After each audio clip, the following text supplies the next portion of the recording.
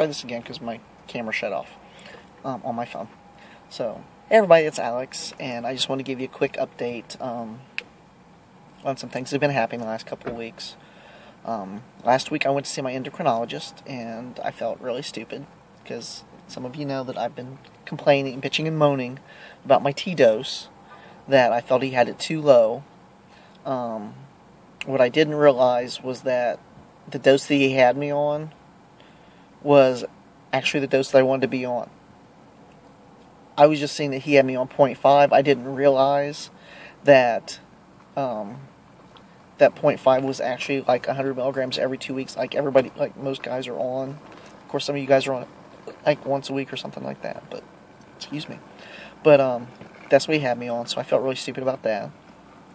And then, he decided to raise my dose to 0.6, which takes me up to 120 milligrams every 2 weeks.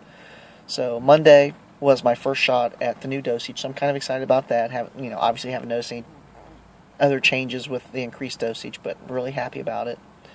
And then Tuesday, I went to see the surgeon. I had my consult with the surgeon for my top surgery, and I'm very excited about that. Love the doctor. I'm going to the Cleveland Plastic Surgery Clinic with Dr. Daniel Medali.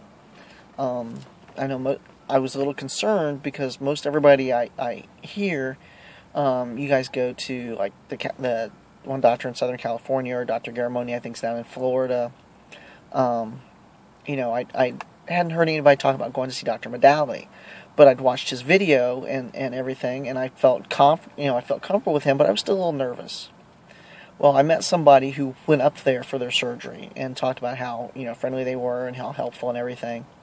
So that kind of eased my mind a little bit. And when I went up there Tuesday, I went with my sister, and the reason being I took my sister was because she's going to be the one that goes up with me for the surgery, so she's going to kind of be helping take care of me, so it made sense if she had any questions, she'd be able to ask him, or anything like that.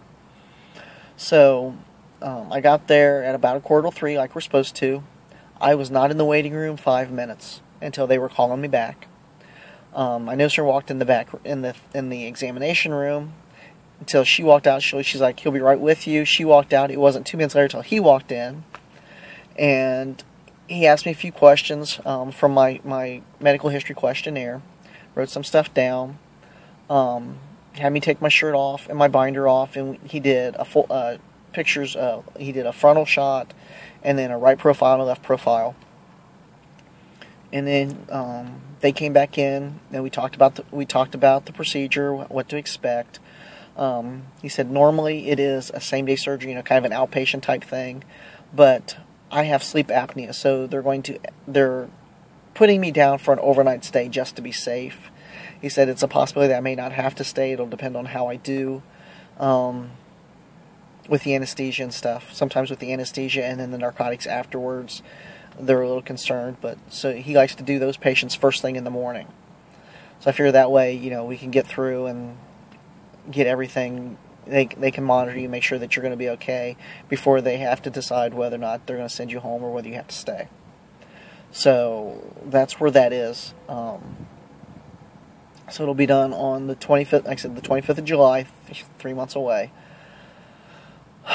It's gonna be hell. It just seems like it is so far away, and I realize it's a lot closer than it was, but it still seems really far away. And you guys can understand that because you get excited and you want it done, and you want to feel like who you are, and especially when you have a large chest like mine, and I do mean large chest like mine. Even with the binder, I have to layer a lot and wear baggy stuff to try to diminish the appearance of my chest. And sometimes it succeeds, sometimes it doesn't. So I'm just excited about it. I'm stoked. I'm ready. I want to get this done. So that's kind of where I'm at with that. Excuse me. So, because I told him, I'm like, yeah, I've watched your video so many times, I almost feel like I could do the procedure myself. So I couldn't make the appointment Tuesday while I was there for the consultation because his secretary wasn't in the same building that we were in, because he has two different offices. He sees patients on Tuesday afternoon at one building and Wednesday morning at the other building. So I had to call the next day and talk to his secretary. Like I said, they're really great people. They're really friendly. They're personable. They made me feel very comfortable, very welcome. So that's they're supposed to be sending me the information. The one thing I liked with Dr. Medalley that I haven't noticed with any other doctor is he doesn't use an ACE bandage. He uses a compression vest. So the vest, actually they put it on you obviously in surgery. It velcros at the shoulders. It hooks in the front and zips. And I know I tend to swell a little bit.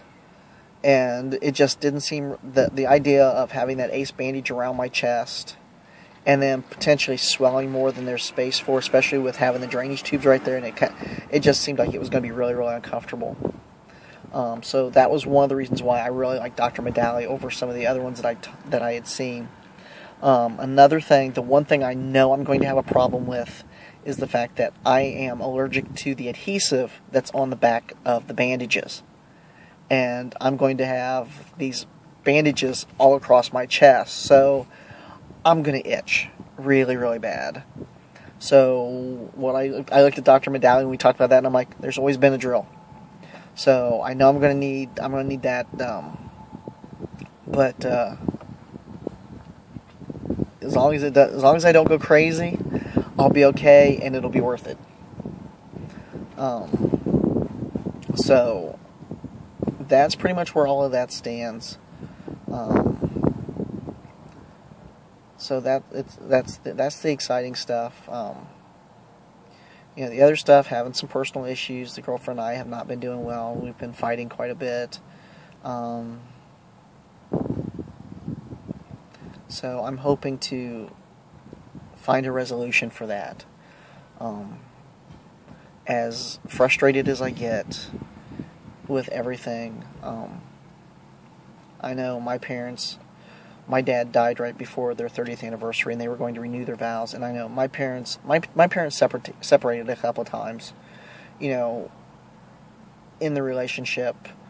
So I don't give up easy. I want to try and see what we can do with this, and see if we can find a ground, basically to where we learn to communicate better without upsetting each other. That's the big issue, is neither one of us are really good at communicating, and that's something that we really need to work on. And I think once we get that bug out of the way, I think we can do this. But we'll see what happens. But I don't want to go into a lot of details. But if anybody has any questions about Dr. Medalley or the Cleveland Clinic or anything like that, feel free to message me.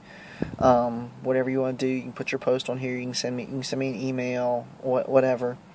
And I'll be more than happy to answer your questions. Other than that, that's not a whole lot going on. So as you can see, I'm sitting in my truck again. I don't know if I said that, but it's a really pretty day out. Considering it was almost 70 degrees on Monday here. It snowed on Tuesday when I had to go to Cleveland, and then it was just like in the 50s and chilly yesterday, and now it's really gorgeous out. So, and I'm studying at school, so I have class tonight. So, that's pretty much everything. I can't think of anything else I wanted to talk about. So as always, be good to each other, be good to yourselves. If you need anything, I'm here, even if it's just somebody to talk to. So, everybody take care, and I will talk to you all later. Bye.